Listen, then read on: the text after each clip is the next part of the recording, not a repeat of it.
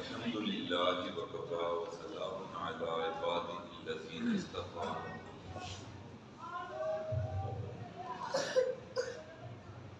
أما بعد أعوذ بالله من الشيطان الرجيم بسم الله الرحمن الرحيم إلا من تاب وآمن وعمل صالحا فأولئك يبدل الله سيئاتهم حسنات وكان الله غفورا رحيما.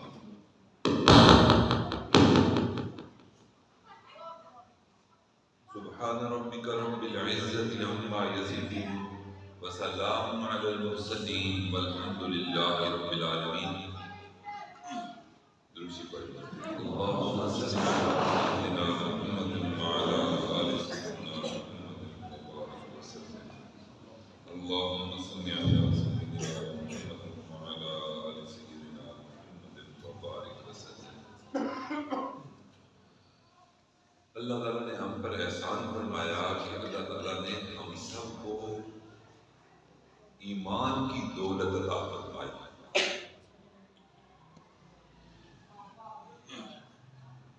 اللہ تعالیٰ نے ہمیں کلمے پڑھنے کی توفیق عطا فرمائی. نبی علیہ السلام کی غلامی میں ہمیں دیا. یہ وہ نعمتیں ہیں کہ جس پر ہمیں باقاعدہ اللہ تعالیٰ کا شکر ادا کرنا چاہیے.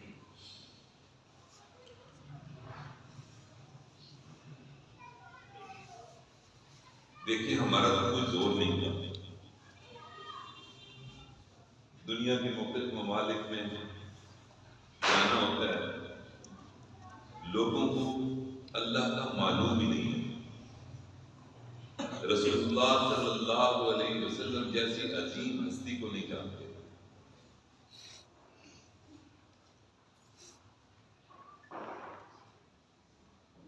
تو اگر ہمارے اندر اللہ تعالیٰ نے ہمارے قلب کے اندر ایمان کو راسخ کیا ہے تو اس میں ہماری کوئی بہادری ہے. یہ کس کا احسان ہے؟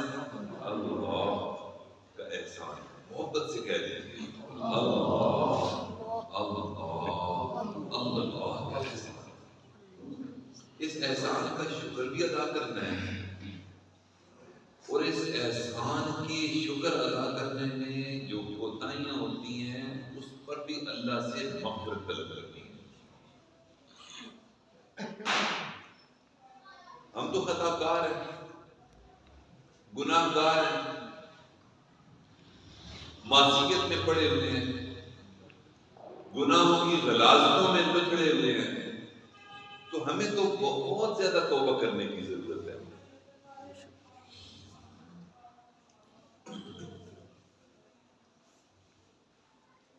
میرے بھائیوں توبہ ایسے ہونی چاہیے.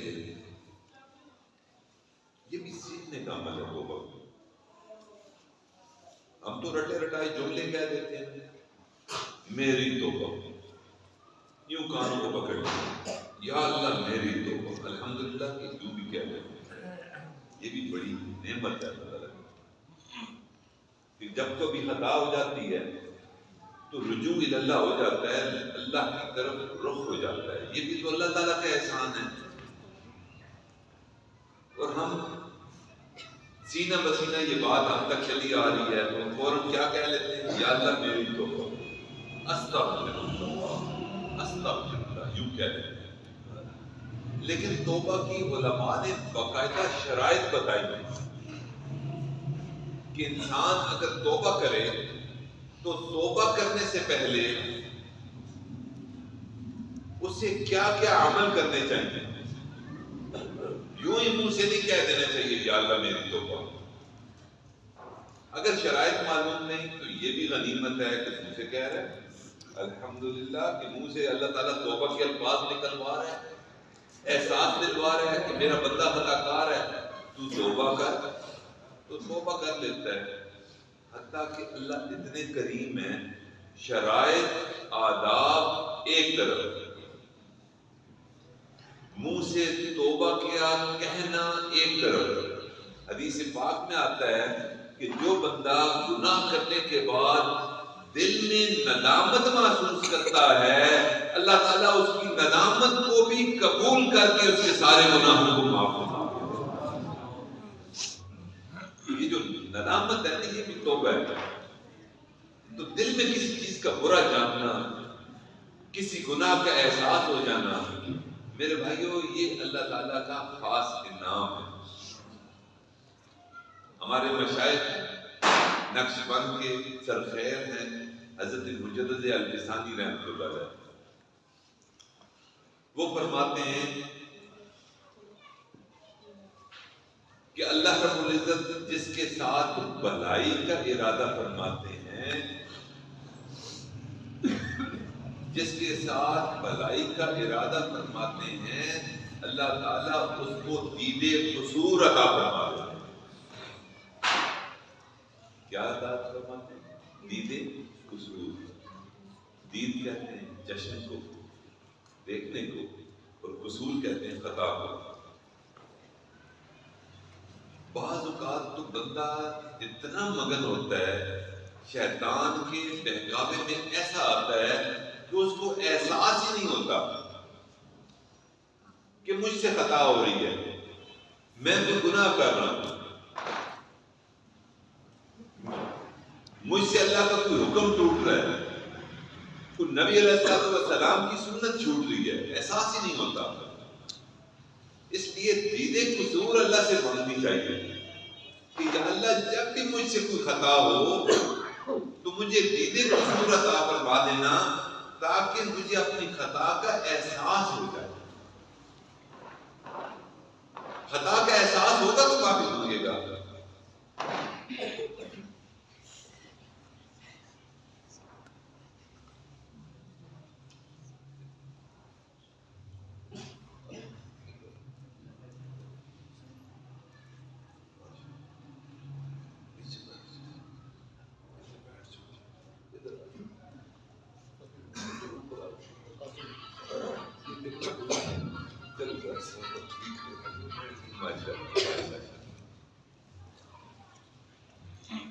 میں اپنے مرشد سے بیعت ہوا تھا تو ایک غیر ملک میں تھا، دبئی میں تھا، تو دبئی میں جا کر اپنے مرشد سے بیعت ہوا۔ بیعت ہونے کے بعد انہوں نے مجھے ارشاد فرمایا کہ صاحبزادہ صاحب یوں کریں کہ جو خطائیں، غلطیاں اپنے اندر آپ دیکھتے ہیں تو آپ جو ہے وہ اس پر اللہ سے معافی مانگیں۔ اچھا، فوراً شیطان تو حملہ فوراً کرتا ہے۔ حدیث پاک میں آتا ہے کہ یوں جفت لگا کر شیطان بیٹھا ہوتا ہے، جو ہی قلب کو غافل پاتا ہے اسی وقت یوں فوراً ڈنگ لگاتا ہے، بہکا دیتا ہے، پھسلا دیتا ہے۔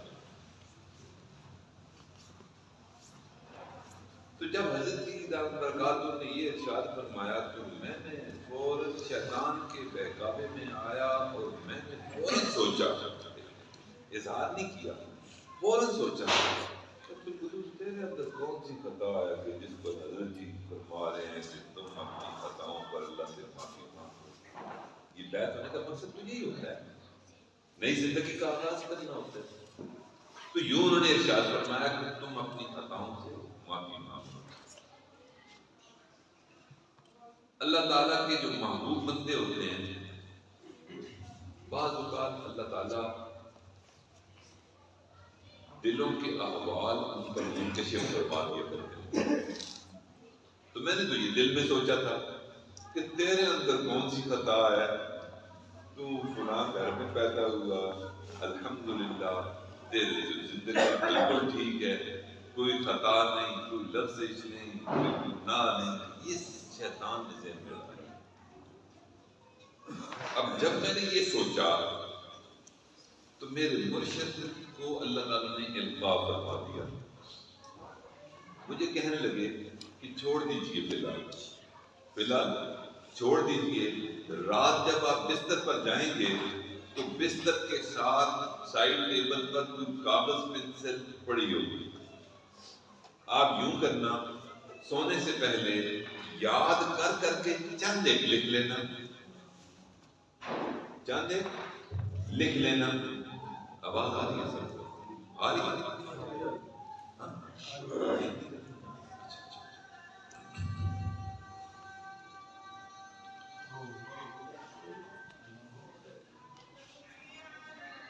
تو یوں انہوں نے ارشاد فرمایا. اب کیونکہ بیعت ہو چکا تھا، میں نے کہا جی انشاءاللہ تعمیر ہو. میں رات کو یوں کروں. چنانچہ رات ہوئی، عشاء کے بعد میں اپنے بیڈ روم میں گیا تو بیڈ روم میں سائڈ ٹیبل پڑی ہوتی ہے. ہوٹل تھا ہمارا جس میں ہم رہ رہے تھے، تو اس میں سائڈ ٹیبل پہ ہوٹل والوں نے ایک پیڈ رکھا ہوا تھا، ساتھ پین پڑا تھا. تو میں نے کہا حکم جو دیا ہے کم از کم کچھ تو لکھو. یہ میرے اندر سے آواز آئی کہ کچھ تو لکھنا چاہیے مجھے، کوئی خطا تو میں لکھ لوں. کیونکہ حکم پورا نہیں ہوگا. حضرت جی نے یہ ارشاد فرمایا تھا کہ وہاں جا کر بیڈ روم میں تم نے کچھ لکھنا. چنانچہ میں نے وہ پیڈ اپنے ہاتھ میں لیا اور ایک ہاتھ میں قلم پکڑا، تو اپنی خطائیں اور اپنی کمیاں وہ اللہ تعالیٰ نے دکھانی شروع کر دی. میں سوچ رہا تھا کہ شاید میں 2 3 4 لکھ لوں گا. اللہ تعالیٰ نے پھر بندے کا ہاتھ پکڑ لینا ہوتا ہے. جو خطاؤں کو معاف کرنے پر جب آتا ہے تو تمام خطاؤں کو مجسم کر کے سامنے کھڑا کر دیتا ہے. چنانچہ میں نے وہ ورق لکھنا شروع کر دیا. عبد القدوس تیرے اندر یہ خامی بھی ہے، تیرے اندر یہ خامی بھی ہے. وہ پورا پیڈ ایک طرف بھر گیا، پھر میں نے اس کو الٹایا، پھر دوسری طرف بھی میں لکھنا شروع ہو گیا. اور ایک ایک گناہ کو میں نے اپنے سامنے جو اللہ نے مجھے بتلایا اس پر اللہ سے مغفرت طلب کی. میرے بھائیو، یہ جو گناہ ہے نا، گناہ کا بتلانا یہ اپنی بادری نہیں ہوتی، یہ بھی اللہ کا کرم ہوتا ہے. یہ بندہ خود نہیں ڈھونڈ سکتا اپنی خامیاں. اپنی خامیاں کوئی دیکھنے والا دیکھ کر بتاتا ہے، اور اللہ سے بہتر کون دیکھ سکتا ہے؟ اللہ سے بہتر کوئی نہیں دیکھ سکتا. اس لیے ہمیں بھی اپنی خامیوں کو تلاش کرنا ہے، خوبیوں کو نہیں تلاش کرنا. دوسروں کی خوبیوں کو تلاش کرنا ہے، اپنی خامیوں کو تلاش کرنا ہے. تو توبہ کے لیے علماء نے کچھ شرائط بتائی ہیں. اس مختصر مجلس میں چند ایک شرائط میں آپ کے سامنے رکھتا ہوں تاکہ ہم سب کو یہ آداب پتہ چل جائیں کہ توبہ کرنے سے پہلے اپنے کیا کیا آداب مد خاطر رکھنے ہیں. شریعت میں وہ آداب ہیں. پہلا ادب یہ ہے کہ صحت النیہ، نیت خالص ہو. ہر قسم کی ملاوٹ سے، ہر قسم کے فساد سے نیت بالکل پاک صاف ہو. صرف یہ نیت ہو کہ میں سراپا خطا کار ہوں اور اللہ تعالیٰ سراپا بخشنہار ہے. یوں خالص نیت کرنی چاہیے. یعنی آپ زبان سے ہم جو بھی ادا کر رہے ہوں، دل اس کی گواہی دے رہا ہوں.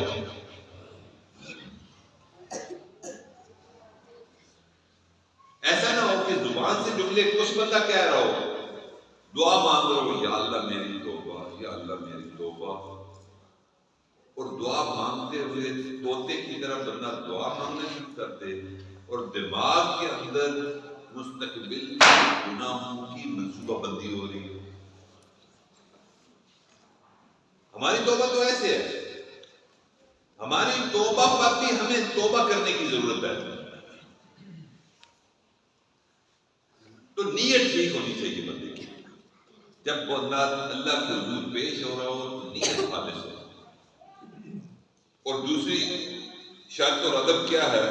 ان یتابع القلب باللسان علی الاستغفار، کہ استغفار کرنے میں جو زبان سے الفاظ کی ادائیگی ہو رہی ہے اس ادائیگی میں اس کا دل بھی اس پر مہر تصدیق ثبت کر رہا تھا، یعنی دل کی گہرائیوں سے وہ اللہ کے حضور اپنے گناہوں کی معافی طلب کر رہا ہوتا، یوں رٹا رٹائی توبہ نہ کر رہا۔ تیسرا ادب فرمایا ہے یکون علی الطہارہ، انسان جب توبہ کرنے پر آئے تو اس وقت وہ طہارت کے ساتھ ہو، باوضو، یوں نہیں بے وضو بیٹھا ہو، لاپرواہ ہو اور بالکل آداب کا لحاظ بھی نہ رکھے اور بے وضو ہو کر اللہ کے حضور پیش ہو جائے، یہ بڑی بے ادبی ہے۔ جب بھی ہاتھ اٹھیں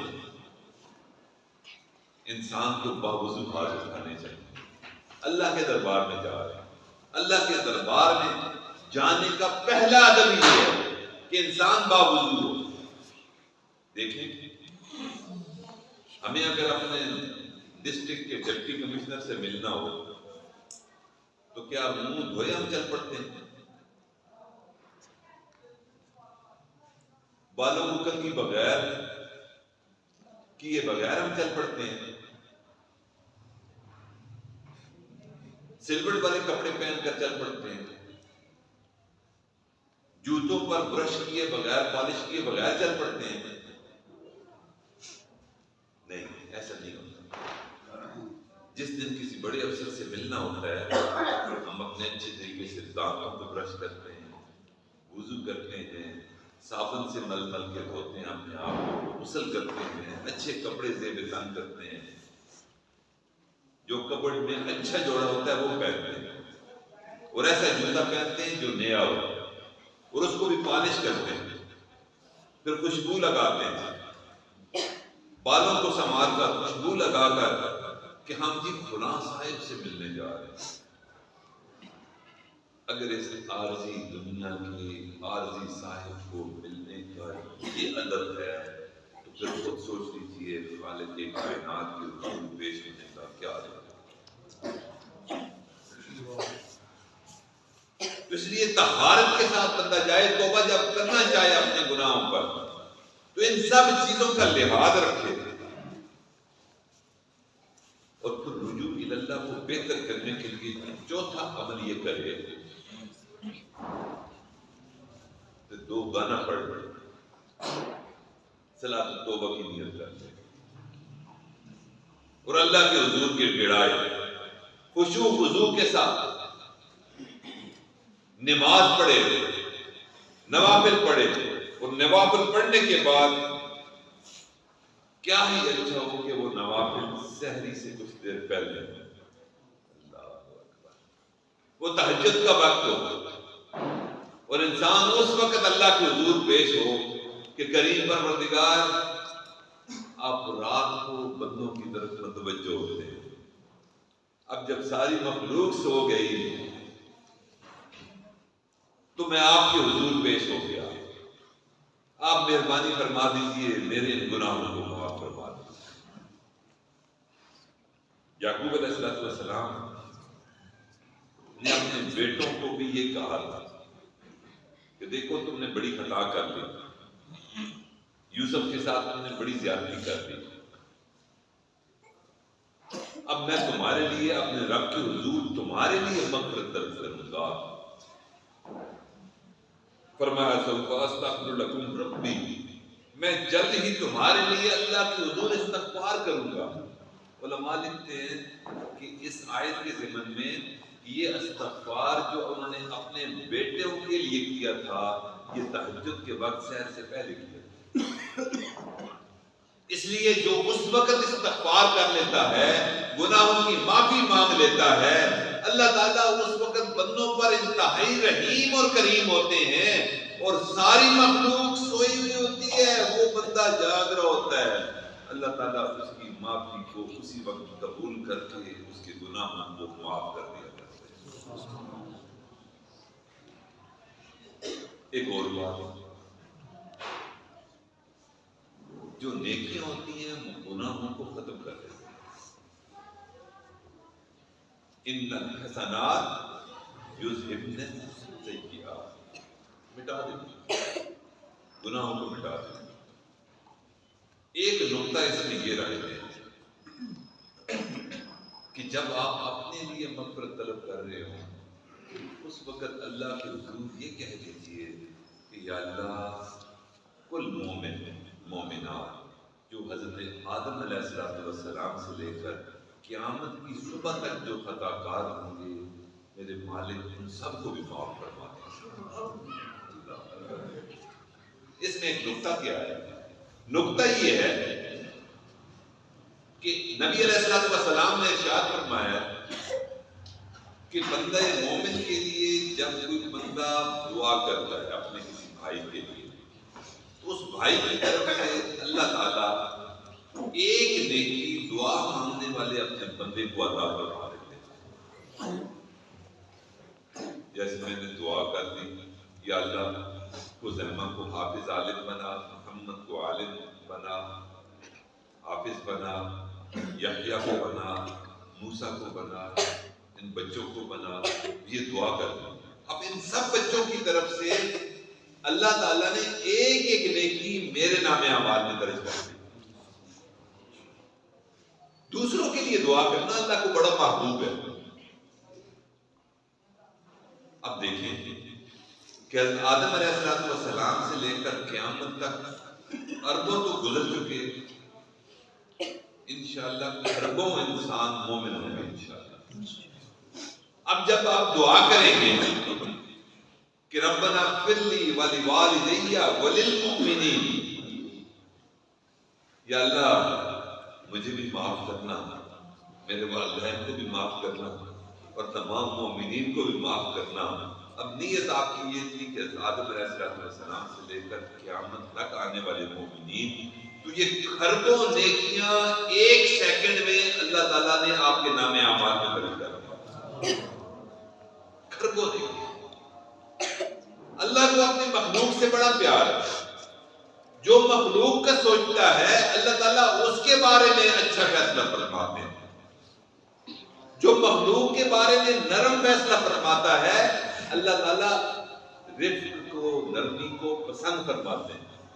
حدیث مبارکہ ان اللہ یحب الرفق، اللہ تعالیٰ نرمی کو پسند فرماتے ہیں اور یہ تقاضا کرتے ہیں کہ میرے بندوں کے ساتھ بھی بندہ نرم ہو۔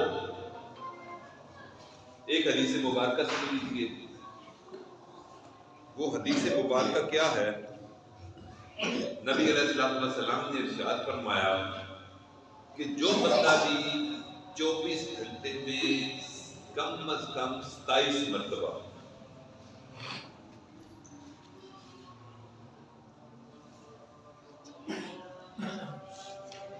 اپنے کسی مومن بھائی کے لیے مغفرت طلب کرتا ہے، کتنی بار؟ 27 مرتبہ۔ حدیث ہے 27 مرتبہ اپنے مومن بھائی کے لیے مغفرت کی دعا کرتا ہے، اللہ تعالیٰ ایسے بندے مومن کو مستجاب الدعوات بنا کے کرتے ہیں۔ اس کی دعا پھر اللہ رد نہیں فرماتے۔ جو دوسروں کے لیے دعا کرتا ہے کیسے ممکن ہے کہ اللہ تعالیٰ اس بندے کی دعا کو رد کر دے؟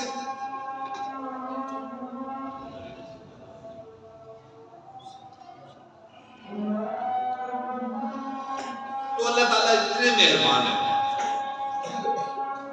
کہ جب ہم اپنے لیے مغفرت کی دعا کریں تو بخل سے کام نہ لیں، کنجوسی سے کام نہ لیں، تمام امت مسلمہ کی طرف سے اللہ کے حضور پیش ہو کہ یا اللہ سب کو معاف کر۔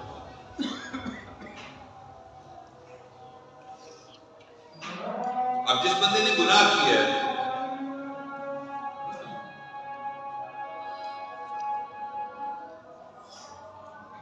وہ یوں کہے اگر کہ یا اللہ میں گناہ کر چکا ہوں، یا رب استر علی،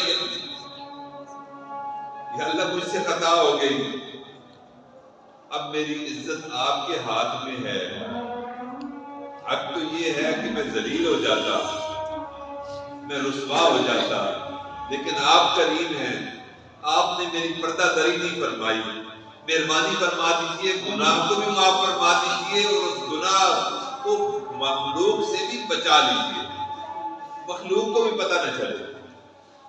یوں مشائخ کہتے ہیں کہ دعا مانگنی چاہیے.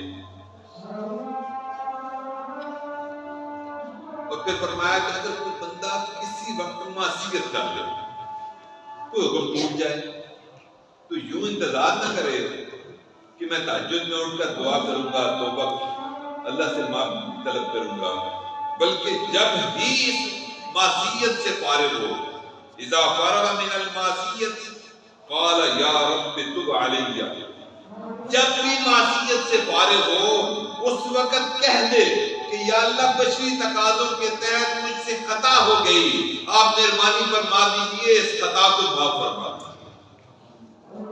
انتظار نہ کرے توبہ کرنے،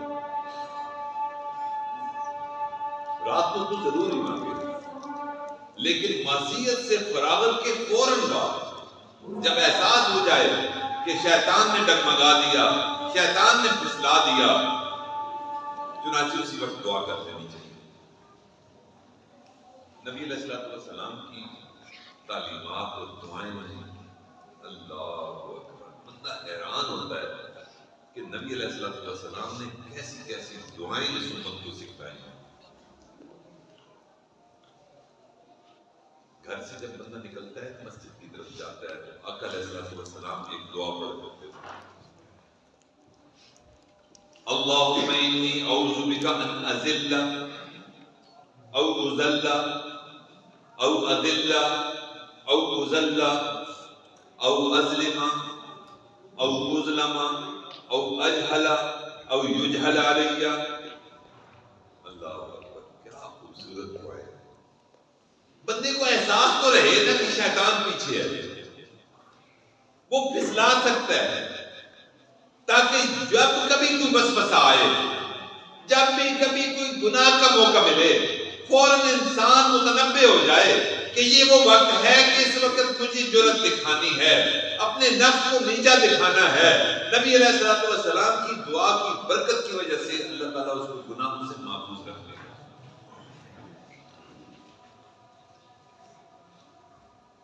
یہ جو مسنون دعائیں ہیں نبی علیہ السلام کی،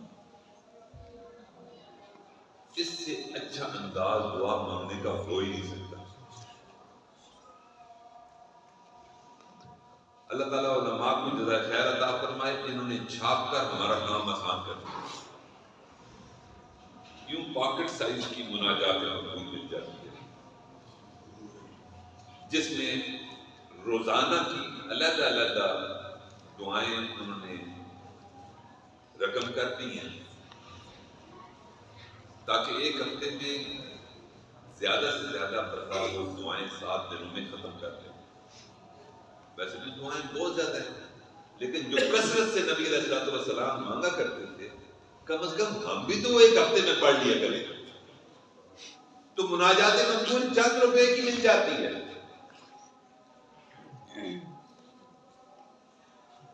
انشاءاللہ سب لیں گے، انشاءاللہ. اتنا سا کتاب چاہیے وہ اپنے پاس رکھیں، کچھ دعائیں صبح پڑھ لیا کریں، کچھ شام کو پڑھ لیا کریں. یہ صبح شام کا حکم اللہ تعالیٰ نے فرمایا، یا ایھا الذین آمنوا اذکروا اللہ ذکرا کثیرا. آگے کیا ہے؟ بکرۃ و اصیلا. میری پاکی بیان کرو، میری تسبیح بیان کرو، صبح کے وقت میں بھی اور شام کے وقت میں بھی. اللہ، یہ قبولیت دعا کا وقت ہوتا ہے. مناجات مقبول وہ لے لیجیے کتب خانے سے، جو بھی اسلامی کتب خانہ ہے. تو روزانہ کی دعائیں چند ایک صبح پڑھ لیجیے اور چند ایک شام کو پڑھ لیجیے. آپ اپنی زندگی میں دیکھیں گے اللہ تعالیٰ کیسی کیسی برکتیں آپ کو عطا فرمائے گا.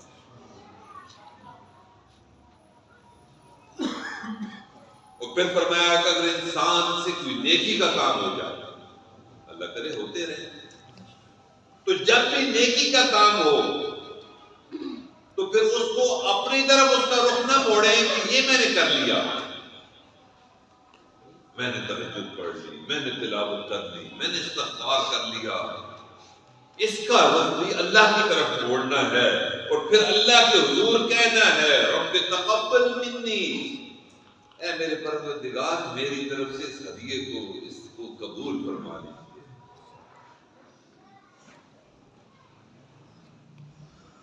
میرے بھائیوں کسی بھی عمل کو چھوٹا نہیں سمجھنا. نیکی کا کوئی عمل ہو انسان کے لیے تو چھوٹا سا عمل ہے، اس کو میں نہیں کرتا، میں تو کوئی بڑی سی نیکی کروں گا. یا پھر اس کے برعکس سوچے یہ جو میں گناہ کر رہا ہوں اس گناہ میں تو سارے مبتلا ہیں، میں نے کچھ اچھوتا کیا ہے. جیسے گپ شپ غیبت ہوتی ہے، روز نوجوان بوڑھے جوان خواتین ساری بیٹھتی ہیں، سہیلیاں بیٹھتی ہیں، دوست بیٹھتے ہیں اور بیٹھ کر گپ شپ کرتے ہیں. یہ گپ شپ نہیں ہوتی، یہ کیا ہوتی ہے؟ غیبت ہوتی ہے. نہیں یہ تو کوئی گناہ نہیں. بھئی گناہ کیا ہے؟ یہ دوسرے پر تشدد کرنا یہ گناہ ہے، دوسرے کو گالی دینا یہ گناہ ہے، برا کام کرنا یہ گناہ ہے، چوری کرنا یہ گناہ ہے. اس کو گناہ سمجھتے ہیں، غیبت کو تو گناہ ہی نہیں سمجھتا. جھوٹ کا تو فیشن بن گیا، جھوٹ کو تو گناہ کوئی نہیں سمجھتا. آنکھوں کی بے احتیاطی کو تو کوئی گناہ ہی نہیں سمجھتا. نہیں اس میں تو عزت بھی محفوظ رہتی ہے، آنکھ بچا کر دیکھ لیا. بھائی مخلوق سے تو آنکھ بچا کر بدنظری کر لیں گے، اس خالق جہاں سے وہ دیکھتا ہے اس سے کیسے بچیں گے؟ وہ لکھا ہوتا ہے نا، بڑے سٹورز میں جاتے ہیں گروسری وغیرہ لینے کے لیے یا کوئی چیز شاپنگ کرنی ہو تو وہاں کیمرہ لگا ہوتا ہے اور کیمرے کے نیچے لکھا ہوتا ہے خبردار کیمرے کی آنکھ. اس وقت کوئی چوری کرتا ہے؟ نہیں کرتا. نہیں بھائی نہیں، وہ کیمرہ دیتے یہ نوٹ ہو جائے گا، ریکارڈ ہو جائے گا اور میں تو رسوا ہو جاؤں گا چوری کر. میرے بھائیوں کیمرہ تو بے جان چیز ہے، اگر اس کا اتنا خوف ہے تو پھر ذرا غور کیجئے خالق کائنات کا کتنا خوف ہونا چاہیے. ان ربک لبالمرصاد، اللہ تو یوں گھات لگا کر دیکھ رہا ہے، ہر ایک کو نوٹ کر رہا ہے، ہر ایک کا عمل اچھا ہے برا ہے اس کی نظروں سے پوشیدہ نہیں. ہم تو اتنے بے حیا ہو چکے ہیں کہ جب گناہ کرنا ہوتا ہے تو کیمرے کو بند کر لو. یہ چھوٹا بچہ ہے یہ بھی قریب نہیں ہونا چاہیے، یہ چھوٹی بچی ناسمجھ ہے یہ بھی قریب نہیں ہونی چاہیے، یہ دروازے بھی بند ہونے چاہیے، یہ کھڑکیاں بھی بند ہونی چاہیے، آواز بھی نہیں جانی چاہیے، چوری کرتے ہوئے مجھے کوئی نہ دیکھے، دیگر گناہ کرتے ہوئے مجھے کوئی نہ دیکھے. اس کا مطلب تو یہ ہوا کہ اتنا لحاظ ہم چھوٹے بچے کا جتنا کر رہے ہیں اتنا تو اپنے پروردگار کا بھی نہیں کرتے. چھوٹے بچے کو بھی سائڈ پہ کرتے ہیں. اللہ میرے بھائی بڑی بڑی بڑی اس لیے عہد کریں کہ انشاءاللہ العزیز ہم گناہوں سے پاک زندگی گزاریں گے. انشاءاللہ جو خطائیں ہو گئیں ان پر اللہ سے معافی مانگیں. تو کسی نیکی کو چھوٹا سمجھ کر چھوڑنا نہیں اور کسی برائی کو چھوٹا سمجھ کر کرنا نہیں. ہمارے مشائخ میں سے امام جعفر صادق رحمہ اللہ اہل بیت کے بڑے ماشاءاللہ اماموں میں سے ہیں اور حضرت امام اعظم ابو حنیفہ رحمۃ اللہ علیہ کے اساتذہ میں سے ہیں. حضرت امام صاحب نے 2 سال حضرت امام جعفر صادق رحمۃ اللہ علیہ کی صحبت پائی ہے. آپ جو ہمارے امام اعظم رحمۃ اللہ، تو حضرت امام صاحب 2 سال ان کے سامنے کسب فیض کے لیے پیش ہوتے ہیں. حضرت امام جعفر صادق رحمۃ اللہ کے بارے میں فرمایا کرتے تھے حضرت امام اعظم رحمۃ اللہ کہ لولا السنتان، اگر نعمان کی زندگی میں یہ 2 سال نہ ہوتے لہلک النعمان، نعمان تو ہلاک ہو گیا ہوتا. کتنی بڑی شخصیت ہوں گے امام جعفر صادق، ان کا فرمان سن لیجئے. وہ فرماتے تھے کہ اللہ تعالیٰ نے تین چیزوں میں چھپا کر رکھا ہے، تین چیزوں میں چھپا کر رکھا ہے۔ فرمایا پہلی چیز خبا رضا فی طاعتہ، اللہ نے اپنی رضا کو نیکیوں میں چھپا کر رکھا ہے۔ ہم سمجھتے ہیں کہ نیکیوں سے کیا ہوگا، نہیں، اللہ تعالیٰ راضی ہوں گے، اللہ تعالیٰ خوش ہوں گے۔ اللہ تعالیٰ نے اپنی رضا کو نیکیوں میں چھپا کر رکھا ہے۔ فلا تحتقروا منها، کسی بھی نیکی کو تم ان میں سے ہلکا نہ جاننا، چاہے وہ چھوٹی ہے چاہے بڑی ہے۔ پھر فرمایا لعل رضاہ فی، ہو سکتا ہے کہ اس نیکی کی وجہ سے اللہ تم سے راضی ہو جائے، چھوٹی سی نیکی سے وہ راضی ہو جائے۔ وہ تو اخلاص کا بیوپاری ہے، کثرت چاہیے اس کو نہیں۔ ہم الحمدللہ دن میں 5 مرتبہ نمازیں پڑھتے ہیں، کتنے سجدے بن جاتے ہیں، مہینے کے کتنے سجدے بن جاتے ہیں، سال کے کتنے سجدے بن جاتے ہیں، زندگی کے کتنے سجدے بن جاتے ہیں۔ لیکن ایک سجدہ ایسا جو حالت مستی میں ہو، اس حالت میں ہو کہ گویا اللہ مجھے دیکھ رہا ہے اور میں جو سجدہ کر رہا ہوں زمین پر نہیں کر رہا بلکہ اللہ کے قدموں میں کر رہا ہوں، ایسا سجدہ، اس کے بارے میں نبی صلی اللہ علیہ وسلم نے تائید فرمائی، ارشاد فرمایا ان الساجد یسجد علی قدم الرحمن، سجدہ کرنے والا جب سجدہ کرتا ہے وہ سجدہ رحمان کے قدموں میں سجدہ کر رہا ہوتا ہے۔ ایسا ایک سجدہ بندے کی نجات کے لیے کافی ہے، اللہ اتنی جلدی راضی ہوتا ہے۔ اس لیے کسی چھوٹی نیکی کو چھوڑنا نہیں۔ یہ پہلی چیز تھی جو اللہ نے چھپا کے رکھی ہوئی ہے۔ پھر فرمایا وَحَبَّ غَضَبَهُ فِي مَعَاصِيهِ، اللہ نے اپنے غصے کو گناہوں میں چھپا کر رکھا ہے۔ گناہوں کے اندر اللہ تعالیٰ کا غصہ پوشیدہ ہے۔ جب بندہ کوئی گناہ کرتا ہے اللہ غضبناک ہوتے ہیں۔ فرمایا فَلَا تَحْتَقِرُوا مِنْهَا، اس کو بھی چھوٹا مت سمجھنا کسی بھی گناہ کو۔ لعل غضبہ فی، ہو سکتا ہے کہ اس چھوٹے سے گناہ میں اللہ کا غصہ پوشیدہ ہو۔ پھر اگلی بات، وہ تو ہمارے لیے آئی اوپنر ہے۔ ہم لوگ جو ہیں نا جو مسجد سے وابستہ ہیں، الحمدللہ قرآن و سنت سے وابستہ ہیں، مدارس سے وابستہ ہیں، یہ لوگوں کو گناہ گار سمجھتے ہیں اور اپنے آپ کو نیکوکار سمجھتے ہیں۔ لوگوں کو گناہ گار سمجھتے ہیں، اکثر کی میں بات نہیں کرتا،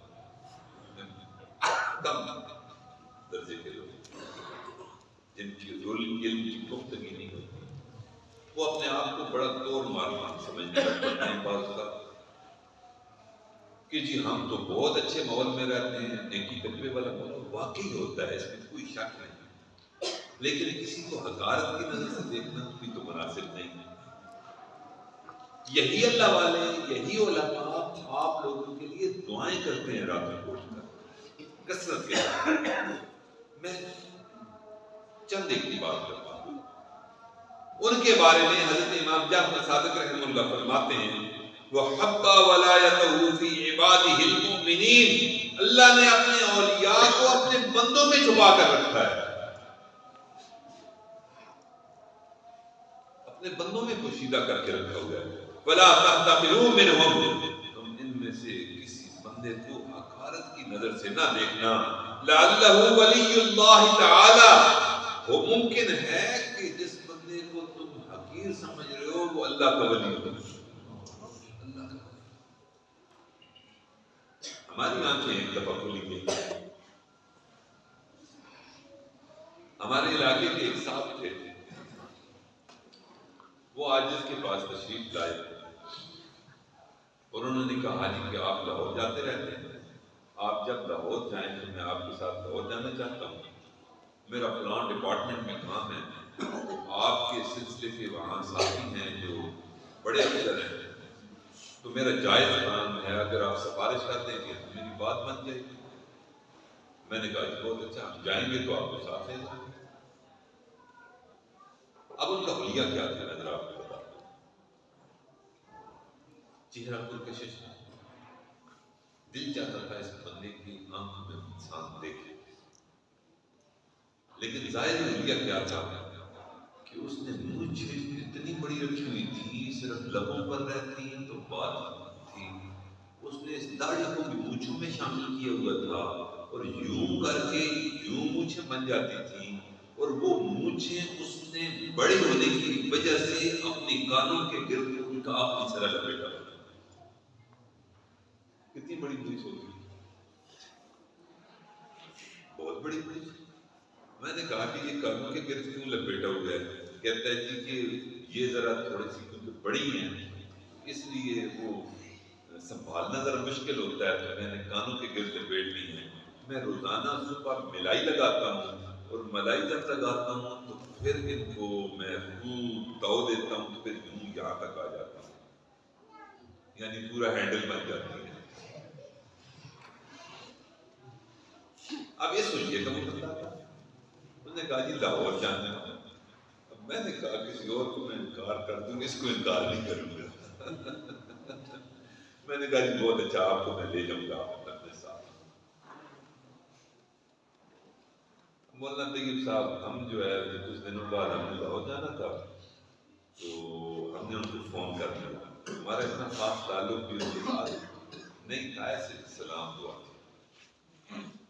میں نے کہا کہ آپ فلاں دن تشریف لے آئیے، میری لاہور میں مجلس ذکر ہے، تو ہم ایک دن پہلے جائیں گے، رات ہوٹل میں قیام کریں گے، اگلے دن دفتر میں جا کر آپ کا وہ کام کروانے کی کوشش کریں گے، اور شام کو مجلس ذکر ہوگی، تو پھر ہم واپس آئیں گے اگلی رات۔ اس نے کہا جی میں تیار ہوں، میں انشاءاللہ آپ کے ساتھ رات بھی رہوں گا، دن میں بھی آپ کے ساتھ رہوں گا، مجلس ذکر میں بھی شرکت کروں گا، اور پھر آپ ہی کے ساتھ واپس آ جاؤں گا۔ میں نے کہا میری بھی خوشی آپ کی۔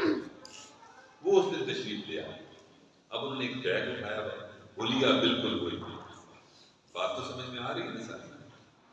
اب ایسے حلیے کے ساتھ اس نے ماشاءاللہ وہ میرے ساتھ سفر کیا، میں نے اس کو عزت سے بٹھایا، اور ہم لاہور چلے گئے۔ یہ 12-14 سال 15 سال پہلے کی بات۔ لاہور ہوٹل میں ہم رہے، ہوٹل میں ایک کمرے میں ہم رہے، علیحدہ کمرہ نہیں لیا، 2 علیحدہ بیڈ لے لیے، تو اس میں ہم نے قیام کیا۔ اس زمانے میں ہمارا گھر ادھر لاہور میں ہمشیرہ کا نہیں ہوتا تھا، تو ہم آتے تھے جب اگر 1 دن 2 دن رہنا ہوتا تو ہوٹل میں رہتے تھے، تو وہ ہوٹل میں ہم نے قیام کیا۔ اب وہ ہمارے ساتھ تھا۔ اب کھانا وانا کھا کے رات کو جب ہم عشاء کے بعد سونے کے لیے لیٹے، جی لائٹ بند کر دیں، پہلے کہاں کرتے ہیں، آپ آرام کرنا چاہیے، دن میں بھی سفر کرا تو تھکے ہوں گے۔ میں نے کہا بالکل سوتے ہیں، صبح پھر اٹھنا ہے، یوں کام بھی کرنا ہے، دن میں مصروفیت بھی ہوگی، پھر رات کا کل سفر بھی ہے، ادھر نیند پوری کرنا ہے۔ اب اس نے لائٹ بند کر دی، لائٹ جب بند کی تو پہلے مجھے کچھ نظر نہ آیا، اندھیرا ہو گیا، لیکن تھوڑی دیر بعد آنکھیں عادی ہو جاتی ہیں، بندہ اندھیرے میں بھی کچھ نہ کچھ دیکھنے لگ پڑتا ہے۔ تو میں جب اندھیرا چھٹا تو میں نے کیا دیکھا، عجیب منظر، کہ وہ بندہ اٹھ کر اپنے بیڈ سے پاؤں نیچے اس نے کیے، جوتے نیچے پڑے تھے، جوتے نہیں پہنے، ننگے پاؤں جس طرح بلیاں چلتی ہیں، خاموشی کے ساتھ وہ چلا، چل کر وہ ٹائلٹ کو بے آواز طریقے سے اس کا دروازہ اس نے کھولا، مجھے نہیں پتہ چلا۔ اب اس نے یہ سمجھا کہ یہ صاحبزادہ صاحب سو چکے ہیں، اور ہم ابھی تک جاگے ہوئے تھے، نیا بستر تھا، نیا تکیہ تھا، فوراً نیند نہیں آئی۔ جگہ تبدیل ہو تو نیند بعض اوقات تھوڑی سی لیٹ آتی ہے۔ تھوڑی دیر بعد اس نے وضو کیا، وضو کر کے یوں ہی دبے قدموں باہر آیا، سائڈ ٹیبل پر جہاں نماز پڑھی تھی اس نے جہاں نماز بچھائی اور نوافل شروع کر دی، نوافل شروع کر دی۔ حلیہ ذرا ذہن میں آئے، نوافل شروع ہماری دنیا غائب ہو گئی، اپنے آپ کی شرمندگی ہونے لگ پڑی کہ دیکھو یہ عام آدمی ہے، اس کا ولیہ دیکھے اور نوافل دیکھیں، نماز تو پڑھ چکا ہے، پھر نوافل کے بعد اس نے مانگی دعا، خوب لمبی دعا مانگی، لمبی دعا مانگی تو مجھے تو انتہا کی شرمندگی پھر ہوئی کہ دیکھو بازی تو یہ لے گیا اور تم آرام سے لیٹا رہے۔ اب میرے دل میں کہ میں بھی اٹھوں، میرا نفس مجھے ملامت کر رہا تھا، تجھے بھی اٹھنا چاہیے، تجھے بھی اٹھنا چاہیے۔ تو میں نے کروٹ لی تو اس نے سمجھا اس کو جاگ آ گئی۔ اب اپنا وہ عمل، وہ جانماز پر بیٹھ کر دعا مانگنے والا وہ مجھ سے چھپانا چاہتا تھا، وہی فوراً بستر پر ایسے لیٹ گیا جیسے یہ تو بڑی دیر سے سویا ہوا۔ میں نے کہا یہ اپنا عمل مجھ سے نہیں چھپا رہا ہے، بندے ایک ہی ہے کمرے میں، مخلوق کوئی نہیں، وہ چھپا رہا ہے۔ بہرحال رات گئی، بات گئی، صبح فجر کی نماز پڑھنے کے بعد ہم نے تھوڑا سا اور آرام کیا، پھر ناشتہ کیا۔ ناشتہ کرنے کے بعد ہم نے کہا کہ چیک آؤٹ کر دیتے ہیں کمرے سے۔ اب ہم چیک آؤٹ کر کے جب باہر نکلے تو میرا بیگ میرے ہاتھ میں، اس کا بیگ اس کے ہاتھ میں، اور وہ میرا بڑا ادب کرتا تھا اس وجہ سے کہ والد صاحب رحمۃ اللہ کی وجہ سے۔ اس نے کہا کہ آپ اپنا بیگ مجھے دے دیجیے۔ میں نے کہا نہیں، اپنا بوجھ سارے اٹھائیں گے۔ تو میں نے بیگ اس کو کوئی نہ دیا۔ اسی اثناء میں دروازے سے پہلے باہر نکل گیا، وہ دروازہ اور سامان اٹھانے میں اس کو چند ثانیے جیسے تاخیر ہوتی ہے، وہ چند ثانیے کے بعد کمرے سے باہر آیا، کمرے کو تالا لگایا، تالا لگانے کے بعد، لگانے سے پہلے وہ میرے بیگ کی طرف دیکھ رہا ہے۔ تو میں نے یوں ایک ٹیبل پڑا تھا راہداری میں، اس ٹیبل کے ساتھ کرسی لگی ہوئی تھی تاکہ اگر کوئی کمرے سے باہر بیٹھ کر کوئی فون کرنا چاہے یا کوئی اپنی بات کرنا چاہے کسی سے، اس ٹیبل کو استعمال کر لے اور ساتھ کرسی پہ بیٹھ جائے۔ تو میں نے اپنا جو بیگ تھا نا، میں نے کہا وہ ابھی اس اندر دروازہ بند کرے گا، تالا لگائے گا، اپنا سامان اٹھا کے باہر رکھے گا، تو میں یہ بیگ کیوں اٹھا کے رکھوں؟ میں نے اس میز پر وہ بیگ رکھ دیا۔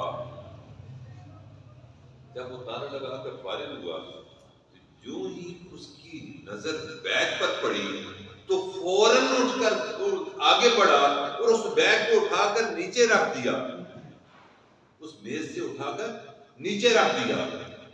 میں نے کہا ملک یہ کیا کیا آپ نے؟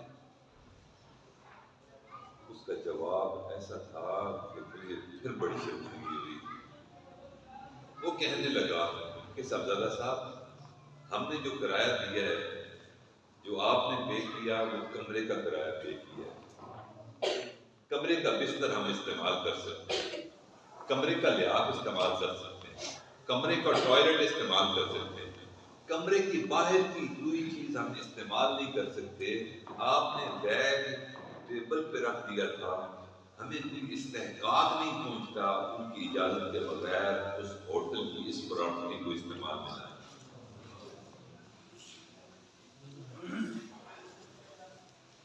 میں نے کہا ملک تو بازی لے گئے۔ میرے بھائیوں یہ پھر دیکھیں، اب ایسے حلیے پر تو ہم تک لگا دیں گے، ایسے حلیے والے کے ساتھ تو شاید میں یا آپ میں سے کوئی ایک اکثر کی بات نہیں کرتا، شاید سلام بھی نہ کرتا۔ محلے میں دیکھیں، محلے میں اگر کوئی غلطکار ہو تو ہر حلیہ اس کے ساتھ کیسا ہوتا ہے؟ حالانکہ چاہیے تو یہ کہ اس کو بلایا کریں، اس کو بٹھایا کریں اپنے ساتھ، اس کو دعوت دیا کریں، کھانے پر بٹھایا کریں، اس کو ہدیہ دیا کریں تاکہ اس کی جو بری عادت ہے وہ ختم ہو جائے۔ لیکن اس کو ہم حقارت کی نظر سے دیکھتے ہیں۔ چنانچہ امام جعفر صادق رحمہ اللہ فرماتے ہیں وَحَبَّ وَلَایَتَهُ فِي عِبَادِهِ الْمُؤْمِنِينَ، اللہ نے اپنے اولیاء کو اپنے بندوں میں چھپا دیا. فَلَا تَحْتَقِرُوا مِنْهُمْ، تم ان میں سے کسی بندے کو حقارت کی نظر سے مت دیکھنا. لَعَلَّهُ وَلِيُّ اللَّهِ تَعَالَى، ممکن ہے کہ وہ اللہ کا ولی ہو. آج یہ عہد کر لیں کہ سب سے برا اپنے آپ کو سمجھیں گے، اپنے سامنے والے بھائی کو اپنے سے افضل سمجھیں گے انشاءاللہ، تب خیر پھیلے گی. اگر اپنے آپ کو اچھا سمجھیں گے اور پورے محلے اور شہر کو برا سمجھیں گے تو شر پھیلے گا.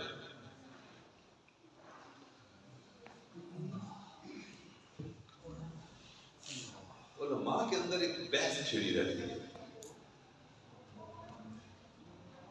اچھی بات نہیں ہے. وہ بحث کیا ہوتی ہے؟ وہ بحث یہ ہوتی ہے جو ایک نکتہ اس کی بات کرتے ہیں، عمومی بات نہیں کرتے. علماء کے اندر بات چلی، بحث چلی اس بات پہ کہ جس نے زندگی بھر کوئی گناہ نہ کیا ہو، نیکی والی زندگی گزاری ہو، گناہوں سے بچا ہو، وہ زیادہ افضل ہے یا گناہ کے توبہ کرنے والا زیادہ افضل ہے؟ گناہ ہو گئی، اللہ کے حکم کو توڑ دیا، توڑنے کے بعد پھر وہ اللہ کے حضور پیش ہو گیا اور اپنے گناہ پر اللہ سے معافی مانگ لی، یہ زیادہ افضل ہے کہ جس نے پوری زندگی گناہ ہی نہیں کیا. ایک طبقہ یہ کہتا ہے کہ کپڑا بے جوڑ اچھا ہوتا ہے. کیا ہوتا ہے؟ بے جوڑ اچھا ہوتا ہے. اس کو اگر رفع کر لیا جائے تو اس کا داغ تو نظر آتا رہتا ہے، جوڑ تو نظر آتا رہتا ہے، اس لیے کپڑا بے جوڑ ہونا چاہیے. دوسرے نے کہا نہیں، گناہ گار زیادہ افضل. اچھا بھائی آپ تم اپنی دلیل دو کہ گناہ کے بعد توبہ کرنے والا تیرے نزدیک افضل کیسا ہو گیا؟ اس نے بہت خوبصورت جواب دیا. وہ کہنے لگا کہ جو عمل کرنے والا ہوتا ہے اس کا بھروسہ اپنے اعمال پر ہوتا ہے. میں 5 وقت نماز پڑھتا ہوں، میں رمضان کے روزے رکھتا ہوں، میں ایام 20 کے روزے رکھتا ہوں، میں سوموار رات کے روزے رکھتا ہوں، میں نوافل پڑھتا ہوں، میں راتوں کو اٹھ کر تہجد پڑھتا ہوں. تو یہ عجب کا شکار ہو جاتا ہے. احساس تفاخر اس کے اندر آ جاتا ہے کہ میری کوشش تو میرے اعمال کے صدقے ہو جائے گی. اس کا بھروسہ اپنے اعمال پر چلا جاتا ہے. جو گناہ گار ہوتا ہے اس کے پاس عمل کوئی نہیں ہوتا، بلکہ اس کو یاد دلانے کے لیے گناہ کافی ہوتے ہیں اور ہر وقت کانپتا رہتا ہے. پتہ نہیں اللہ میرے اس گناہ کو معاف کرے گا، اللہ میرے فلاں گناہ کو معاف کرے گا یا نہیں کرے گا. مجھے توبہ کرتا رہنا ہے، کرتا رہنا ہے. اس کو اپنے اعمال پر بھروسہ نہیں ہوتا، اللہ کی رحمت پر بھروسہ ہوتا ہے کہ میرے رب مجھے بخشے گا، میرے اعمال نہیں مجھے بخشا سکتے. سن لیجیے جو واقعہ اجازت چاہتا ہوں. امام محمد رحمۃ اللہ علیہ مدینہ سے پردہ فرماتے ہیں. یہ ایک تفصیلی سا واقعہ ہوتا ہے، اس کی ایسی بات نہیں ہوتی. حساب کتاب کا دن تو روز معاشر ہے، لیکن سمجھنے سمجھانے کے لیے اور عبرت حاصل کرنے کے لیے ایسے واقعات جو خوابوں کے ہوتے ہیں وہ بیان کیے جاتے ہیں. خوابیں حجت نہیں ہوتی، خوابیں حجت نہیں ہوتی. ہمارے حضرت نمبر کہتے ہیں خوابوں کا شہزادہ نہیں بننا، عمل کا مجاہد بننا ہے انشاءاللہ. تو امام محمد رحمۃ اللہ کو اپنے ایک شاگرد نے ان کی دنیا سے پردہ فرمانے کے بعد خواب میں دیکھا. انہوں نے امام محمد سے پوچھا کہ استاد جی کیا بنا؟ مرنے کے بعد جب اللہ کے حضور پیش ہوئے تو کیا معاملہ ہوا؟ انہوں نے کہا کہ میں تو بڑا خوش تھا مرنے کے بعد، کہ میرے پاس تو اتنے سال کی تدریس کی خدمت ہے، میرے پاس اتنا عرصہ حدیث کی خدمت ہے، اتنی میں نے کتابیں لکھی، احادیث کی شرح لکھی، پوری زندگی خدمت میں رہا، مدارس میں پڑھتا پڑھاتا رہا، لوگوں کو فتاوا دیتا رہا. تو میرے ذہن میں تو یہ بات تھی کہ انشاءاللہ بیڑا پار ہو جائے گا. امید تو رکھنی چاہیے نا اچھے اعمال پر، یہ کوئی بری بات نہیں ہوتی. امید کا دامن تو چھوڑنا نہیں چاہیے. کہتے ہیں جب اللہ کے حضور میں پیش ہوا تو امام محمد رحمۃ اللہ فرماتے ہیں اللہ نے پوچھا ہاں محمد کیا دیکھا ہے؟ امام محمد فرمانے لگے کہ یا اللہ اتنے سال حدیث کی خدمت لے کر حاضر کیا. اللہ نے فرمایا بات ہو گئی، اب بتا کوئی اور خدمت کیا ہے؟ اتنی کتابیں تصنیف کی ہیں جس میں اپنے محبوب کی احادیث کی شرح میں نے لکھی ہے، فقہ کے مسائل لوگوں کو بتائیں. اچھا چل ٹھیک ہے، اس کو بھی یاد کر دیا، اب اور بتا اور کیا؟ کہتے ہیں میں تو رونے لگ پڑا کہ پوری زندگی جس کام میں گزری تھی اللہ تعالیٰ نے وہ کام تو رد کر دیا، اب میں کیا پیش کروں؟ تو میں رونے لگ پڑا. محمد کیوں روتے ہو؟ کہ اللہ اعمال میں اب کوئی نیکی باقی نہیں جس کے سہارے پر اپنی بخشش کی توقع آپ سے کر سکوں. اب آپ کا فضل ہی محمد کو بخش سکتا ہے. محمد کی رو نہیں، تیرا ایک عمل نام اعمال میں ایسا ہے جو خالص میرے لیے. اچھا یا اللہ وہ کون سا میرے تو ذہن میں نہیں. ہاں تو ایک دن تصنیف میں مصروف تھا، قلم تمہارے ہاتھ میں تھی، دوات تیرے سامنے پڑی تھی، کرتاس پہ تو لکھتا جا رہا تھا اور سوچتا جاتا تھا. تو نے قلم کو دوات میں ڈبویا اور ڈبو کر یوں سوچنے لگ پڑا.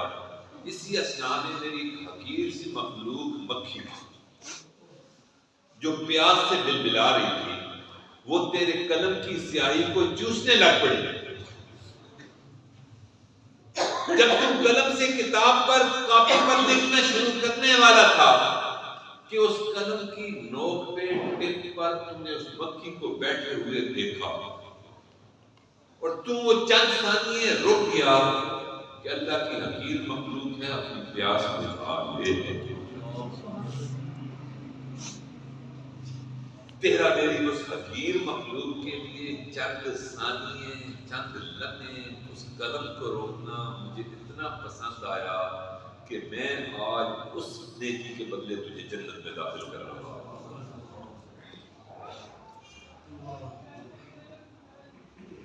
کون مقبول ہے کون مردود ہے یہ تو میرا رب ہی جانتا ہے. اس لیے میرے بھائی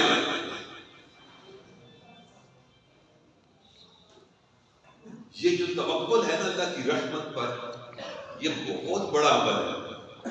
یہ جو امید ہے اللہ تعالیٰ قرآن پاک میں بھی جگہ جگہ ارشاد فرماتے ہیں کہ میری رحمت سے نا امید مت ہونا، لا تقنطوا من رحمت اللہ. اللہ تمہارے تمام گناہوں کو معاف کرے گا. اللہ خود فرماتے ہیں مایوس مت ہونا، مایوسی کفر ہے. اس لیے اپنے اعمال پر ہم نے بھروسہ نہیں کرنا بلکہ اپنی خطاؤں کو سامنے رکھ کر اللہ سے معافی مانگنی.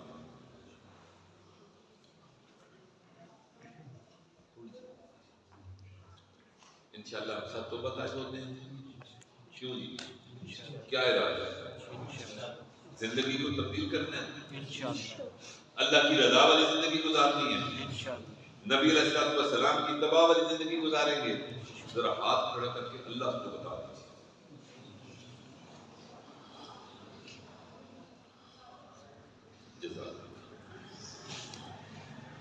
میں توبہ کی کلمات پڑھاتا ہوں، میرے پیچھے پیچھے توبہ کی کلمات کو پڑھ لیجیے تاکہ تجدید ایمان ہو جائے اور اپنے گناہوں کی معافی اللہ سے مانگ لیں.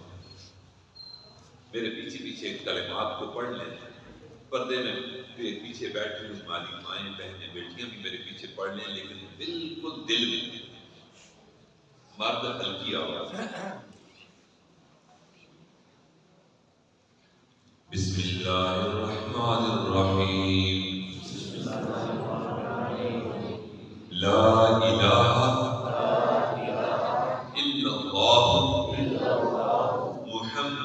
رسول اللہ آمنت باللہ وملائکتہ وکتبہ ورسلہ والیوم الآخر والقدر خیرہ وشرہ من اللہ تعالی والبعث بعد الموت آمنت باللہ کما ہوا بأسمائہ وصفاتہ وقبلت جميع أحكامه إقرار باللسان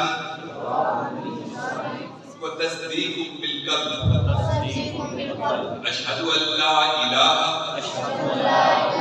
إلا الله وأشهد أن محمدا عبده ورسوله أستغفر الله ربي من كل ذنب وأتوب إليه برحمتك يا أرحم الراحمين. ان کلمات کے ادا کرنے کے بعد ہم محبت عائد ہو گئے ہیں، ہماری ایمان کی تجدید ہو گئی ہے. اب انشاءاللہ آئندہ زندگی ہم نیکوکاری والی گزاریں گے. آئندہ زندگی اللہ کو راضی کرنے والی گزاریں گے، اور ہر عمل میں یہ نیت کریں گے کہ یا اللہ یہ عمل ہم آپ کے لیے کریں گے. یہ پہلی نیت ہے، چاہے دین کا کام ہو چاہے دنیا کا کام ہو، اس میں نیت کس کو رکھنی ہے راضی کرنے کی؟ اللہ. باقی سارا ضمن میں آ جائے گا. میں جو آپ سے پانی مانگوں کہ پانی دے دیجیے پینے کے لیے، تو آپ چلو میں مجھے پانی دیں گے یا گلاس میں پانی دیں گے؟ بتائیے. گلاس میں دیں گے نا. میں نے مانگا تو صرف پانی تھا، ضمن میں آپ نے گلاس بھی دے دیا. آپ مانگے صرف اللہ کی رضا، دنیا کے کرم میں بھی آپ دیکھنا اللہ تعالیٰ دنیا کی نعمتیں بھی ضمن میں عطا فرمائے. اللہ تعالیٰ سب عمل کی توفیق عطا فرمائے.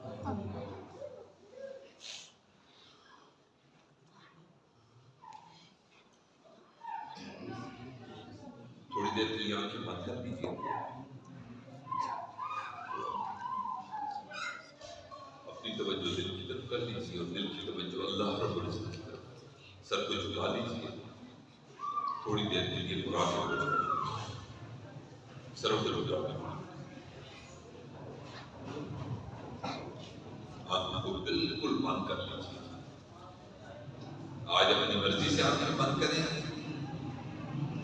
کل موت کے وقت آپ کی مرضی کے بغیر آنکھیں بند کریں. اس لیے زندگی میں اپنی مرضی سے کچھ دیر کے لیے آنکھیں بند کر کے پڑھنے کی پریکٹس کر لیا.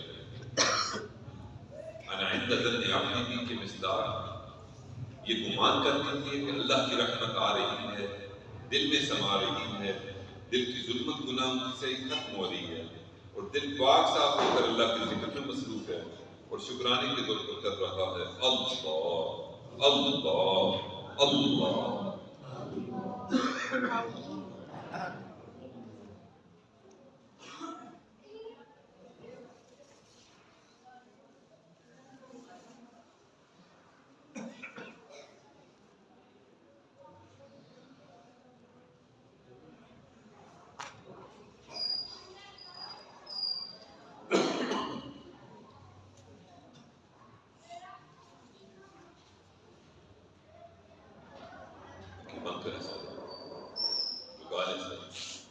کوئی مت دیکھیں، آنکھیں بند کر دیں.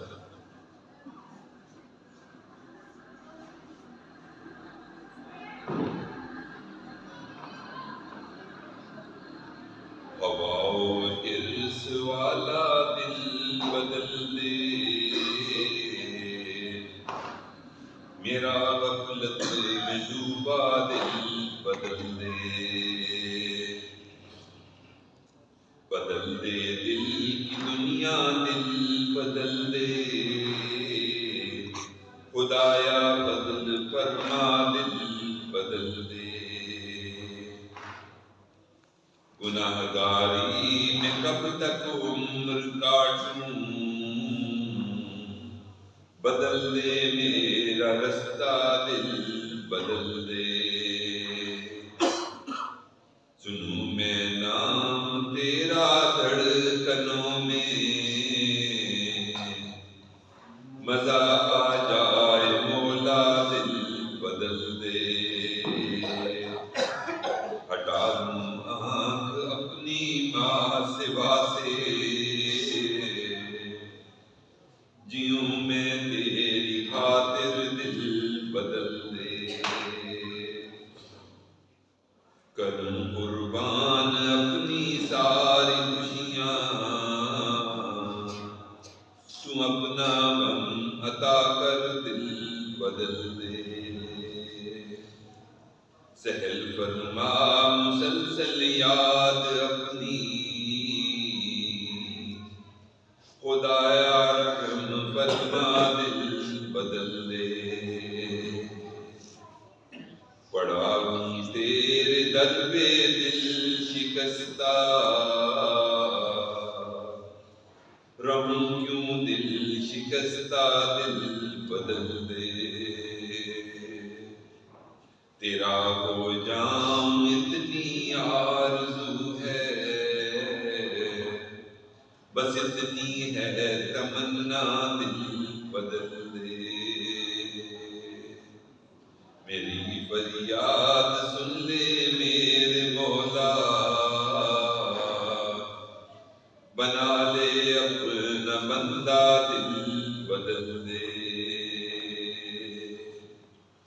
دل مغموم کو مسرور کر دے،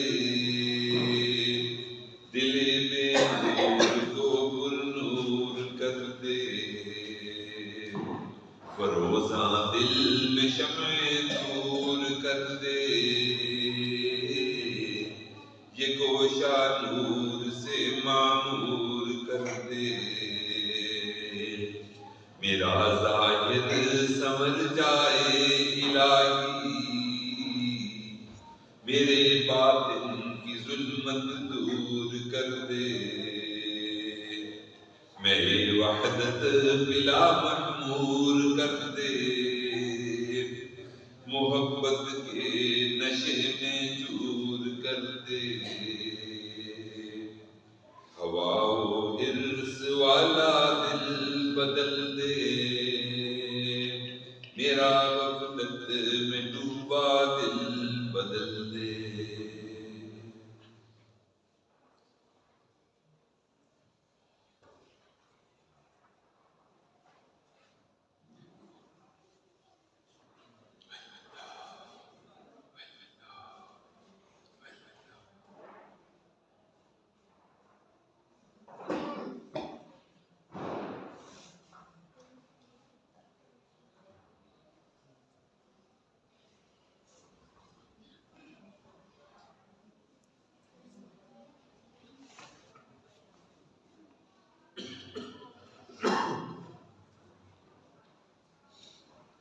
لا الہ الا اللہ محمد رسول اللہ، سبحان ربی الوهاب، اللهم صل على سيدنا محمد وعلى آل سيدنا محمد وبارك وسلم، ربنا آتنا في الدنيا حسنة وفي الآخرة حسنة وقنا عذاب النار، ربنا آتنا في الدنيا حسنة وفي الآخرة حسنة وقنا عذاب النار، ربنا ظلمنا أنفسنا وإن لم تغفر لنا وترحمنا لنكونن من الخاسرين، ربنا هب لنا من أزواجنا وذرياتنا قرة أعين واجعلنا للمتقين إماما، اللهم حبب إلينا الإيمان وزينه في قلوبنا وكره إلينا الكفر والفسوق والعصيان واجعلنا من الراشدين، اللهم أرنا الحق حقا وارزقنا اتباعه وأرنا الباطل باطلا وارزقنا اجتنابه، اے کریم پروردگار عالم، ہم آپ کے عاجز مسکین بندے اور بدیاں ہیں، یا اللہ ہمارے گناہوں کو معاف فرما، خطاؤں سے درگزر فرما، عیبوں کی پردہ پوشی فرما، دن اور رات میں کیے گناہوں کو معاف فرما، بھولے یاد گناہوں کو معاف فرما، تنہائیوں محفلوں میں کیے گناہوں کو معاف فرما، ارادہ بے ارادہ کیے گناہوں کو معاف فرما، میرے مالک جو پہلی زندگی میں گناہ کیے ان کو بھی معاف فرما، جو موجودہ زندگی کے گناہ ہیں میرے مالک ان گناہوں کو بھی معاف فرما، ہمارے صغیرہ کبیرہ تمام گناہوں کا خاتمہ فرما۔ اے بے قسموں کے دستگیر، اے ٹوٹے دلوں کو تسلی دینے والے، اے خالی جھولیاں بھر کر دینے والے کریم رب، آپ کے کچھ بندے اور بندیاں آپ سے آپ ہی کو چاہنے کے لیے آئے ہیں، آپ سے آپ ہی کو مانگنے کے لیے حاضر ہوئے ہیں۔ میرے مالک سب کو اپنی محبتیں عطا فرما دیجیے، سب کو اپنی چاہتیں عطا فرما دیجیے، سب کو اپنا پیار عطا فرما دیجیے۔ میرے مالک ایک آپ کی ذات ہے جس سے ہم محبت رکھنا چاہتے ہیں، یا اللہ جھوٹی محبتوں کا خاتمہ فرما دیجیے، نفسانی محبتوں کا خاتمہ فرما دیجیے، شہوانی محبتوں کا خاتمہ فرما دیجیے، اپنی ذات کی سچی محبت ہم سب کو عطا فرما دیجیے، نبی علیہ السلام کی سچی محبت عطا فرما دیجیے۔ اے میرے مالک ہماری نظروں کو پاک فرما دیجیے، دلوں کو صاف فرما دیجیے، سینے میں اپنی محبتیں پیدا فرما دیجیے، اپنے عشق کی آتش سے ہمارے قلوب کو روشن فرما دیجیے، ہمارے انگ انگ گوٹی ہڈی ہڈی میں اپنا ذکر جاری فرما دیجیے۔ میرے مالک ہمارے علم میں برکت عطا فرما، عمل میں برکت عطا فرما، رزق میں برکت عطا فرما، صحت میں برکت عطا فرما، عزت میں برکت عطا فرما، اولاد میں برکت عطا فرما، گھر بار میں برکت عطا فرما، قدم قدم پر اپنی برکتیں ہمارے شامل حال کرنا۔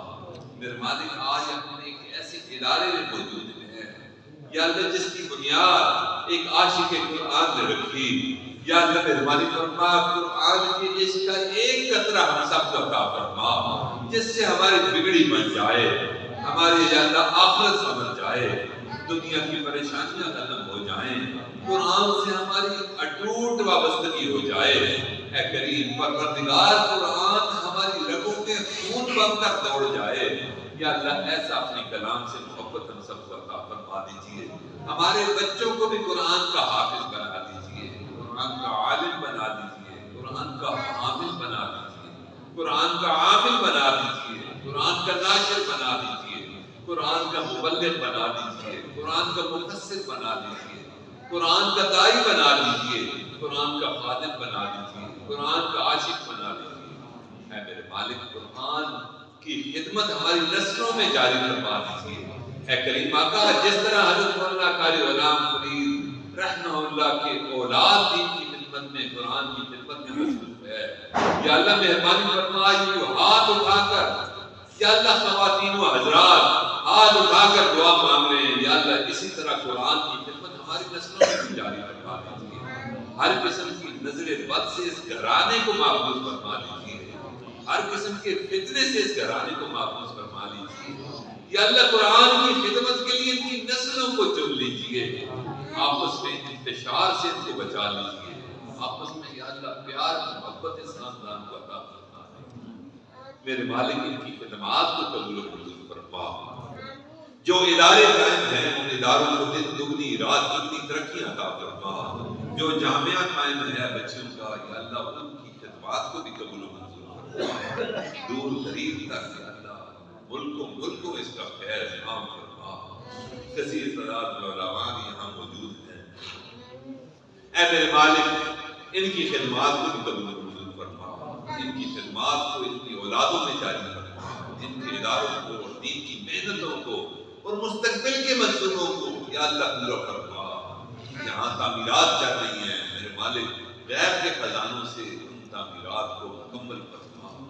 اے میرے مالک مہربانی فرما، جو بیمار ہیں صحت کاملہ عاجلہ مستمر عطا فرما، جو بے روزگار ہیں حلال رزق والا طیب روزگار ان کو عطا فرما، جو تندرستی کا شکار ہے یا اللہ حلال طیب باقی رزق کو عطا فرما، شادیاں عطا فرما۔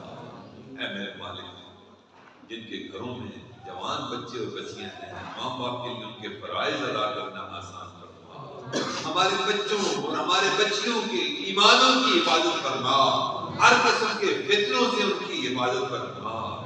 یا رب کریم ان کی ایمانوں کو ہم آپ کے سپرد کرتے ہیں، یا اللہ ہم ان کی تربیت نہیں کر سکتے، عجیب حالات مواقع یا اللہ ختم ہو گئے، میرے مالک کرم فرما دیجیے یا اللہ نظر رحمت ہمارے بچے اور بچیوں پہ ڈال دیجیے، ان کی ایمانوں کی حفاظت فرما دیجیے، شیطان کا نوادہ بننے سے ہمیں بچا لیجیے، برے دوستوں کے شکار ہونے سے ہمیں بچا لیجیے، بری قسمت سے ہماری حفاظت فرما، برے دوستوں سے ہماری حفاظت فرما، برے وقت سے اور گھڑی سے ہماری حفاظت فرما، اچھوں کا ساتھ اس دنیا میں بھی عطا فرما اور آخرت میں بھی میرے مالک دکھانے کو کچھ نہیں، ان اچھے لوگوں کی معیت ہم سب کو عطا فرما۔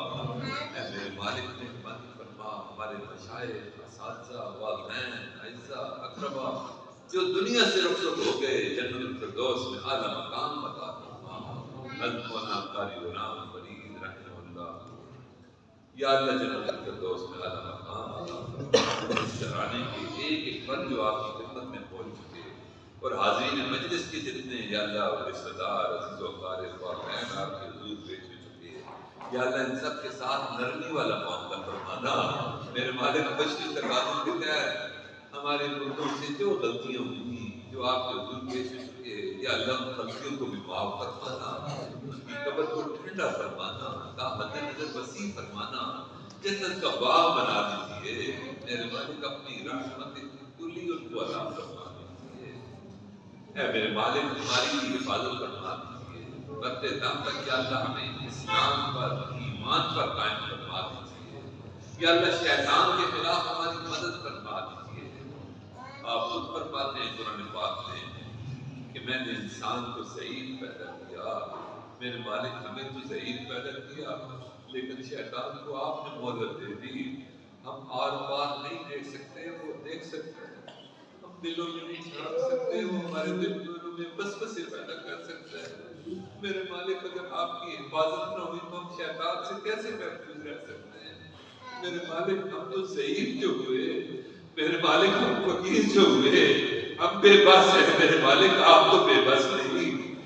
میرے مالک ایمان جیسی قیمتی چیز ہمیں آپ نے دے دی، ہم اس کی حفاظت نہ کر پائے، میرے مالک کرم فرما دیجئے، اس ایمان کو کامل ایمان سے تبدیل فرما دیجئے، اور آئندہ جو بھی زندگی ہے یا اللہ اس ایمان کو آپ کے سپرد کرتے ہیں، موت کے وقت ہمیں اس ایمان کو لوٹا دینا، میرے مالک کلمے والی موت ہمیں عطا فرما دینا۔ یا اللہ آج ہم نے مجلس ذکر منعقد کی، سب ساتھیوں نے کلمہ شریف بھی پڑھا، ذکر بھی کیا، نیک باتیں سنی، اصلاحی باتیں بھی سنی، توبہ کی باتیں بھی سنی، تلاوتیں بھی سنی ہیں، نعتیں بھی سنی ہیں۔ میرے مالک آپ کی مزدوری یہ بندے کرتے رہے، یہ بندیاں کرتی رہی، یا اللہ دنیا کا مالک بھی مزدور کو جب مزدوری ختم ہونے کا وقت ہوتا ہے اجرت دے کر وصل کرتا ہے۔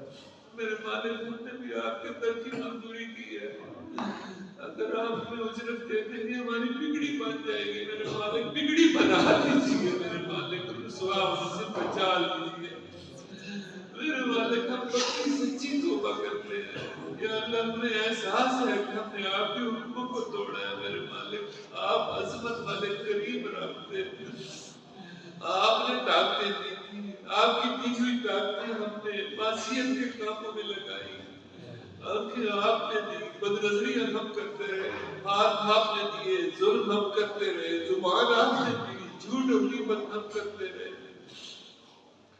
یہ دماغ تو دین کی محنت کے لیے، اس کی پلاننگ اور منصوبہ بندی کے لیے آپ نے دیا تھا، میرے مالک اس دماغ کے اندر تم گناہوں کی پلاننگ کر رہے ہیں، میرے مالک کرم فرما دیجیے، یا اللہ اپنا رجوع ہم سب کو عطا فرما دیجیے، ہمارے تمام خطاؤں سے درگزر فرما دیجیے، یا اللہ ننے بچے حافظ قرآن بچے ہمارے سامنے بیٹھے ہیں، یا اللہ ان کی معصومیت کا صدقہ، جب کوئی بات منوانی ہوتی ہے لوگ چھوٹے بچوں کو آگے کر دیتے ہیں، میرے مالک ہم آپ سے معافی مانگنا چاہتے ہیں، ہم اپنے چھوٹے بچوں کو آگے کرتے ہیں جن کے سینے میں قرآن محفوظ ہے، یا اللہ ان کے توبیان ہماری تمام خطاؤں کو معاف فرما دیجیے۔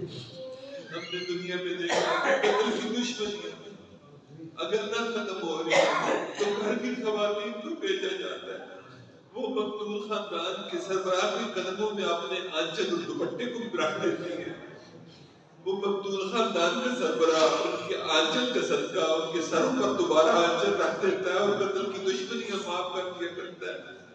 یا اللہ یہ سب فقیر حقیر بندے اگر گھر کی بیویوں کا اتنا حیا کرتے ہیں تو آج ہم اپنی مائیں بہنیں بیٹیاں لے کر آپ کے در پر حاضر ہو گئے۔ یا اللہ آپ کی مہربانی فرما دیجیے، ہماری التجاؤں کو پورا فرما دیجیے، ہماری گزارشوں کو پورا فرما دیجیے۔ میرے مالک کرم فرما دیجیے، بہنوں کی عزت کا، عصمت کا، ان کے دوپٹے کا صدقہ ہم سب کو عطا فرما دیجیے۔ یا اللہ بوڑھے لوگ بھی کافی تعداد میں بیٹھے ہیں، نبی علیہ السلام نے ارشاد فرمایا کہ اللہ سفید بالوں سے حیا کرتا ہے۔ میرے مالک جب آپ ان کے سفید بالوں سے حیا کرتے ہیں تو ان کی سفارش ہمارے حق میں قبول فرما لیجیے۔ میرے مالک ہمیں معاف فرما دیجیے، ہماری توبہ کو قبول فرما لیجیے۔ یا اللہ دنیا کی زندگی میں ہم نے دیکھا کہ لوگ مدرسے والوں کی عزتیں کرتے ہیں، ان کو مدرسے والا کہتے ہیں، قرآن والوں کی عزتیں کرتے ہیں، ان کو قرآن والا کہتے ہیں، خانقاہوں والوں کی عزت کرتے ہیں تو ان کو اللہ والا کہتے ہیں، حدیث والوں کی خدمت کو قبول کرتے ہیں اور کہتے ہیں یہ حدیث پڑھانے والے، یہ مسجد والے، یہ مدرسے والے۔ میرے مالک ان سب کی سفارش کو ہمارے حق میں قبول فرما لیجیے۔ یا اللہ مہربانی فرما دیجیے، جس کا جو کوئی عمل آپ کی نظر میں اگر ہے، جس کو آپ نے پسند کیا ہے زندگی میں، اتنی بڑی تعداد میں مرد و خواتین موجود ہیں، یا اللہ جس کا جو عمل آپ نے پسند فرمایا، یا اللہ اس کا صدقہ ہم سب کو عطا فرما دیجیے، ہماری دعاؤں کو شرف قبولیت عطا فرما دیجیے۔ یا اللہ اس ادارے کو دن دگنی رات دگنی ترقی عطا فرما۔ یا اللہ جتنے بھی مساجد مدارس ہیں ان کی حفاظت فرما۔ یا اللہ دینی جماعتوں اور ان کے قائدین کی حفاظت فرما۔ ہماری جو سیاسی جماعت ہے اس کی تمام سیاسی جماعتوں اور ان کے قائدین کی حفاظت فرما۔ اے میرے مالک مساجد مدارس کے جو معتمد ہیں یا اللہ ان کی حفاظت فرما۔ یا اللہ تعالیٰ تبلیغ کے کام سے جو منسلک ہیں یا اللہ ان کی حفاظت فرما۔ میرے مالک دین کے ہر شعبے میں جو کام کر رہے ہیں یا اللہ ان کی خدمات کو قبول و منظور فرما۔ یا اللہ جس محبت کے ساتھ اس مجمع نے آج اس کی باتوں کو سنا، میرے مالک ان سب کو اپنے مقبول بندوں میں شامل فرما۔ یا اللہ ان کی من کی مرادوں کو پورا فرما، دیرینہ تمناؤں کو پورا فرما۔ یا اللہ ان کی دل کی حسرتوں کو پورا فرما۔ میرے مالک اس مجمع میں کئی لوگوں نے اولاد کے لیے کہا ہے دعا کرنے کو، یا اللہ پردے میں بیٹھی ہوئی ہماری بہنیں بیٹیاں بھی جو اولاد سے محروم ہیں، یا اللہ نرینہ اولاد ان کو عطا فرما دیجیے۔ یا اللہ جو صاحب اولاد ہیں اولادوں کو ماں باپ کے لیے آنکھوں کی ٹھنڈک بنا دیجیے، دین کا خادم بنا دیجیے، دنیا اور آخرت میں ہمارے لیے عزتوں کا ذریعہ بنا دیجیے۔ آج اس کی اہلیہ ہاسپٹل میں داخل ہیں، بیمار ہیں، دعا فرمائیں اللہ تعالیٰ ان کو بھی صحت کاملہ عاجلہ مستمرہ عطا فرما۔ میرے موبائل میں بہت سے لوگوں کے فون آئے، کچھ کے میسج آئے، کچھ نے براہ راست کہا، یا اللہ سارے بیماروں کو اور ہم روحانی بیماروں کو بھی صحت کاملہ عاجلہ مستمرہ عطا فرما۔ میرے مالک ایک التجا آپ سے کرنا چاہتے ہیں، یا اللہ ہم اس قابل ہیں کہ آپ ہم سے رخ موڑ لیں کہ ہم نے اپنے گناہوں کے سبب آپ کو ناراض کیا ہوا ہے، لیکن میرے مالک ہم آج آپ کو منانا چاہتے ہیں، اور جو آپ کو منانا چاہے میرے مالک آپ بہا کر اس کو اپنی آنکھوں سے راحت میں لے لیا کرتے ہیں۔ میرے مالک یہ سارا مجمع پوری امت مسلمہ کی طرف سے یا اللہ خطاؤں کی معافی چاہتا ہے، یا اللہ پوری امت مسلمہ کی خطاؤں کو معاف فرما دیجیے۔ یا اللہ غزہ کے مسلمانوں کو آزادی عطا فرما دیجیے، اسرائیل کو نیست و نابود فرما دیجیے، تباہ و برباد فرما دیجیے، ان کی صفوں میں انتشار پیدا فرما دیجیے، ان کے ایمانوں میں زلزلے پیدا فرما دیجیے، ان کو آپس میں لڑا دیجیے۔ یا اللہ فلسطین کے مسلمانوں کو آزادی عطا فرما، ہم سب فقیروں حقیروں کو یا اللہ اپنے تیسرے حرم اقصی میں اپنی زندگی میں نوافل پڑھنے کی، نماز گانا پڑھنے کی توفیق عطا فرما۔ اے میرے مالک حرمین کی زیارت کی توفیق عطا فرما، حج بیت اللہ کی سعادت ہمارے نصیبے میں لکھ دیجیے۔ اس سفر کے لیے جن وسیلوں کی ضرورت ہے میرے مالک اپنے غیب کے خزانوں سے پورے فرما، ہمیں یا اللہ وہاں اس دونوں گھروں میں حاضر ہو کر یا اللہ وہاں عبادات کرنے کی آپ کو منانے کی یا اللہ توفیق عطا فرما۔ اے میرے مالک، نبی علیہ الصلوۃ والسلام کی خدمت اقدس میں حاضر ہو کر یا اللہ صلاۃ و سلام پڑھنے کی توفیق عطا فرما۔ آقا کی روح مبارک کو یا اللہ قلب اطہر کو ہماری طرف سے ٹھنڈا فرما۔ میرے مالک پوری زندگی رو رو کر ہمارے لیے دعائیں کرتے رہے، ہم نے ان کی آنسوں کی لاج بھی نہ رکھی اور غلطیوں پر غلطیاں کرتے رہے اور یہ کہہ کر سنتیں چھوڑتے رہے یہ فرض تو تھوڑے ہی ہیں، سنتیں ہی ہیں۔ میرے مالک آئندہ زندگی سنتوں کو ملحوظ رکھنے کی توفیق عطا فرما۔ آقا کی سفارش آخرت میں بھی ہمارے حق میں قبول فرما، دنیا میں بھی ان کی دعائیں ہمارے حق میں قبول و منظور فرما۔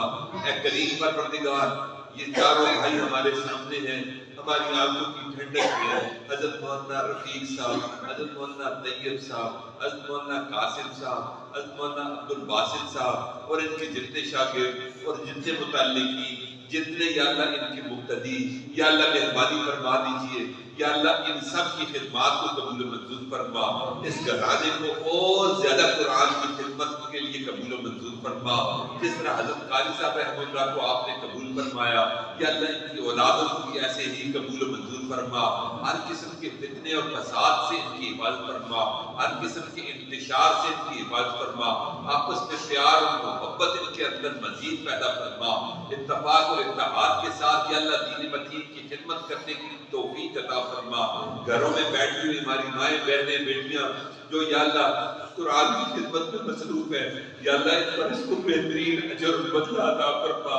ہماری طرف سے یہ مرد و خواتین فرض کفایہ ادا کر رہے ہیں، میرے مالک چاہیے تو ہم تھا کہ جس طرح ان پر یہ ڈیوٹی ہے ہم سب پر بھی ایسی ڈیوٹی تھی، لیکن میرے مالک یہ فرض کفایہ ادا کرنے ہیں، یا اللہ ان کو ہماری طرف سے بہترین بدلہ عطا فرما۔ اے کریم پروردگار، ہمارا وطن عزیز پاکستان ہمارے مشائخ علماء کی اور عوام کی لاکھوں کی قربانیوں کے نتیجے میں ملا، یا اللہ اس کی قدردانی کی توفیق عطا فرما، اس کو قیامت کی صبح تک قائم دائم فرما، یا اللہ ہر قسم کی سازشوں سے اس کو محفوظ فرما، یا اللہ دینی حمیت والے حکمران ہم سب کو عطا فرما، دینی غیرت والے حکمران ہم سب کو عطا فرما، صحیح مومن میں مومن مسلمان حکمران ہم سب کو عطا فرما۔ جو ہمارے حکمرانوں میں کمی ہے میرے مالک، ہم تو حکمران نہیں بننا چاہتے، لیکن مہربانی فرما دیجئے یا اللہ حکمرانوں میں کمیوں کو دور فرما دیجئے تاکہ وہ حکمت اور بصیرت کے مناسب اس قوم کے بارے میں فیصلے کر سکیں۔ اے میرے مالک، ہم سب کو ایک فرما دیجئے، نیک فرما دیجئے۔ اے مالک مہربانی فرما، ہماری دعاؤں کو اپنی رحمت سے قبول منظور فرما۔ ربنا تقبل منا انك انت السميع العليم وتب علينا انك انت التواب الرحيم، وصلى الله تعالى على نبينا محمد وعلى اله وصحبه